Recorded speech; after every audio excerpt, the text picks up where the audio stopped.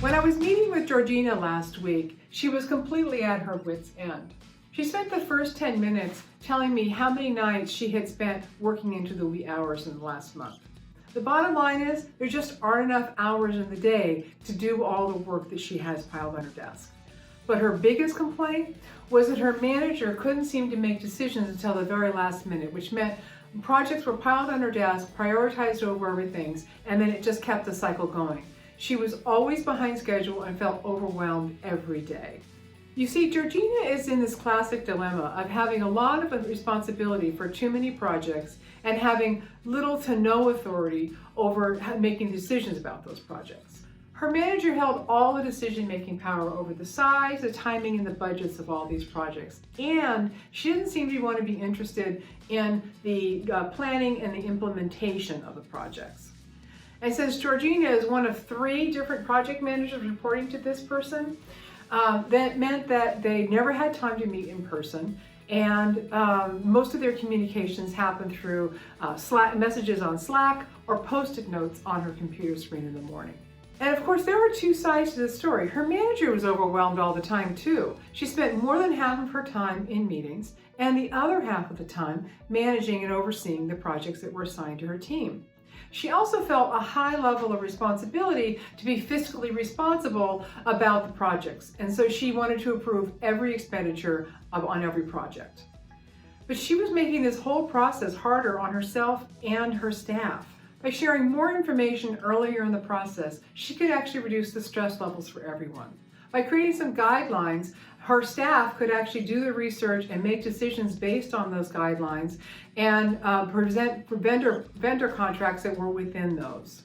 She could also, for example, approve bands of approval. So she could, for up to $5,000 or $10,000, people could have the authority to say yes to certain expenditures. And anything over $5,000 or $10,000 would, of course, need her approval. She and her team could have regular meetings to discuss current, future, and possible projects to just reduce the mystery.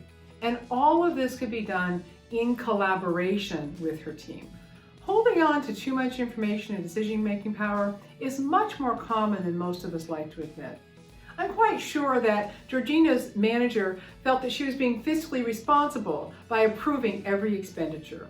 She probably even thought that her staff doesn't actually want that responsibility, and so that she was saving them from something.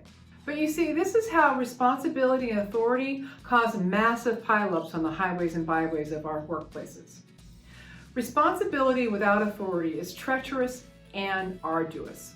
Most of the people that I manage in support level positions are given high levels of responsibility with almost no authority over the projects that they manage. They are often held responsible for missed deadlines or too low a participation, or when vendors don't show up or meet their agreements. But they were often not given the information that they needed when they needed it to get the information out. They might not have had any say about the deadlines, and they may not have been negotiating the vendor contracts, so they don't have the authority to hold anyone to account. And most people that I coach who are in supervisory and management level positions are burdened by the number of decisions that they have to make. They complain that their staff doesn't step up, rise to the occasion, and take responsibility. In fact, they often lament that it feels like they're managing a band of teenagers. But in my experience, when managers include their staff in creating accountability systems and processes, their staff does rise to the occasion. And by the way, many people are eager to take on more responsibility when they're given more authority. And I'm not talking about turning over the whole operation and walking away. I'm talking about giving people appropriate levels of decision making over the work they do, the results they produce, and the pace that they keep. People who have high levels of responsibility and low levels of authority end each day feeling quite defeated. And it's the same kind of defeat, by the way, that they felt as teenagers. They were ready to take on more and often felt thwarted by a parental figure.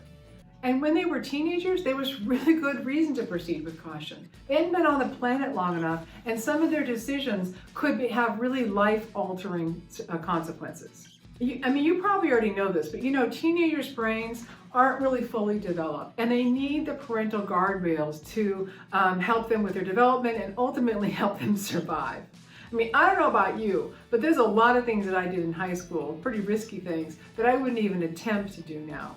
I'm grateful every day that I made it through those years without any serious harm to myself or to anyone else.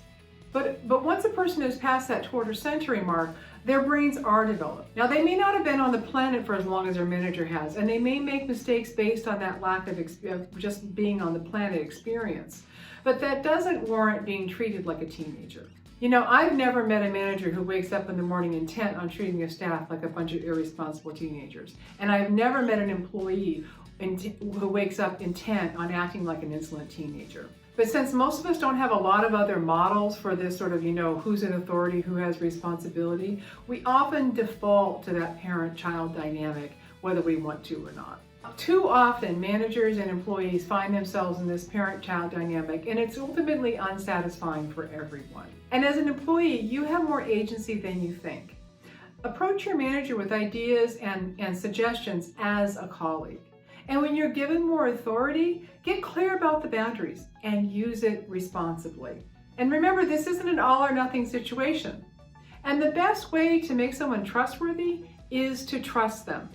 Trust people to make decisions, put in corrections, create new agreements, and keep moving forward. So here's what I'd like to know today is what steps can you make today that will disperse more authority to the people that report to you and loosen your grip? Let me know in the comments below. And in the meantime, of course, go out and be your fabulous self.